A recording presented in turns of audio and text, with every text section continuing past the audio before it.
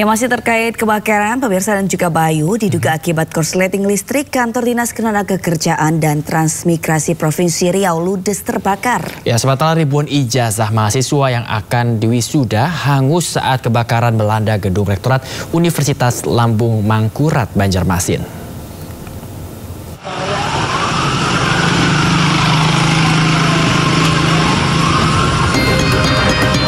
Gedung utama kantor Disnaker Trans Provinsi Riau di Jalan Pepaya, Kota Pekanbaru ludes terbakar pada Senin dini hari.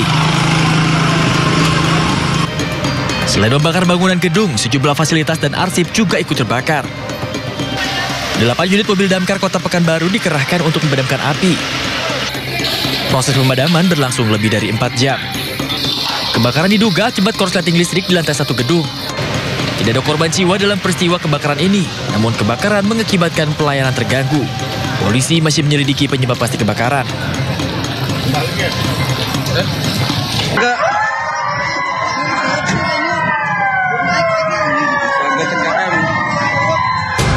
Kebakaran juga melanda gedung Rektorat Universitas Lambung Mangkurat atau ULM di Banjarmasin, Kalimantan Selatan Senin pagi.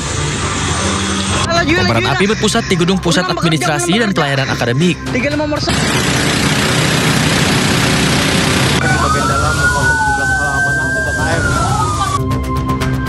Api padam setelah petugas pemadam datang ke lokasi.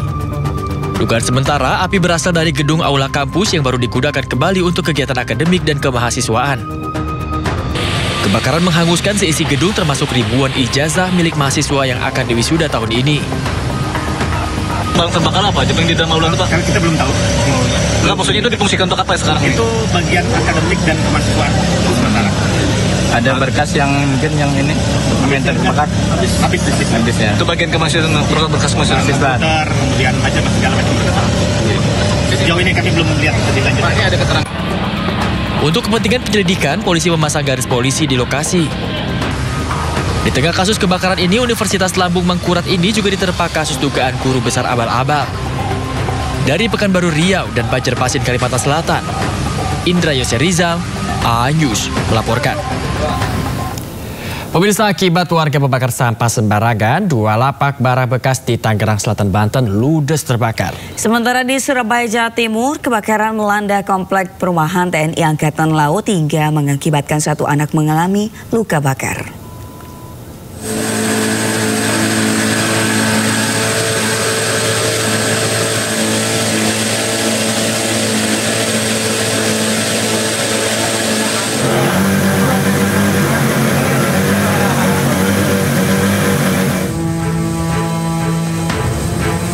Dua lapak barang bekas di Pondok Aren, Tangerang Selatan, Banten ludes terbakar.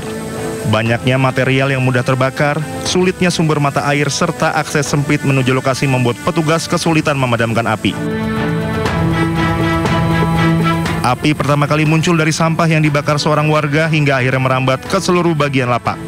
Petugas mengerahkan 8 unit mobil damkar untuk memadamkan api dan api akhirnya dapat dipadamkan 5 jam kemudian.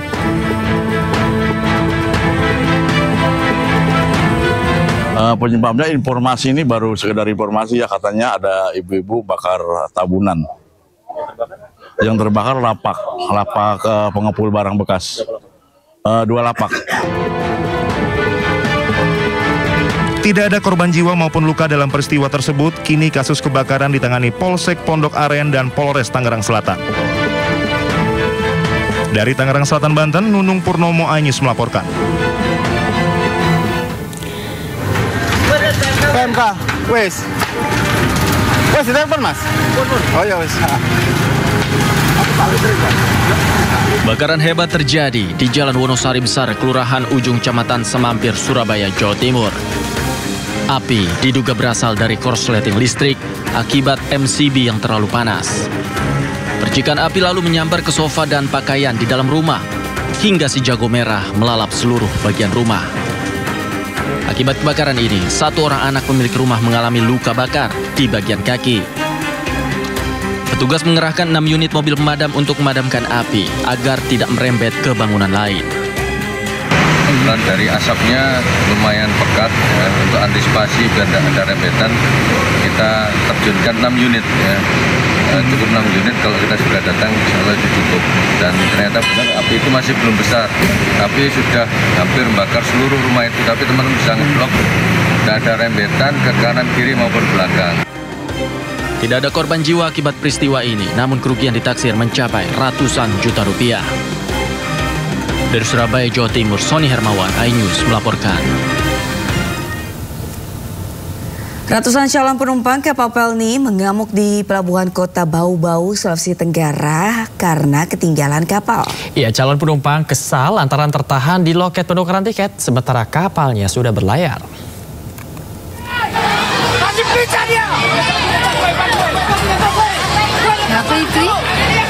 Ratusan calon penumpang kapal Pelni KM Gapulu mengamuk di Pelabuhan Murhum, Kota Bau-Bau, Sulawesi Tenggara pada Minggu malam.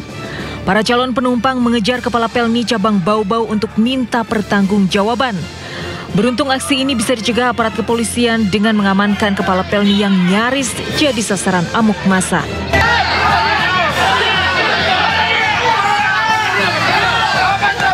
Kemarahan ratusan calon penumpang berawal saat mengetahui kapal yang hendak mereka tumpangi sudah berlayar meninggalkan dermaga. Sementara para calon penumpang masih tertahan di loket penukaran tiket lantaran mesin pencetak tiket berhenti beroperasi karena sudah mencapai limit.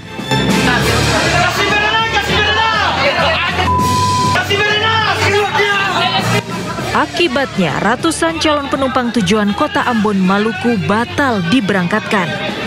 Untuk meredam kemarahan calon penumpang, pihak PT Pelni berkoordinasi dengan sejumlah travel jasa penukaran tiket untuk proses pengembalian uang tiket. Dari Kota Bau-Bau, Sulawesi Tenggara, Andi Eba, iNews melaporkan.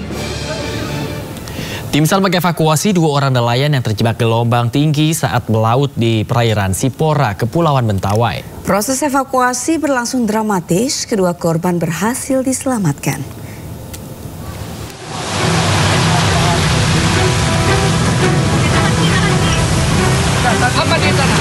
Sebuah perahu longboat milik nelayan mengalami mati mesin di perairan Gosong, Kabupaten Kepulauan Mentawai, Sumatera Barat. Tim SAR yang mendapati laporan langsung menerjunkan tim evakuasi ke lokasi. Proses evakuasi berlangsung dramatis lantaran dilakukan di tengah badai dan gelombang tinggi.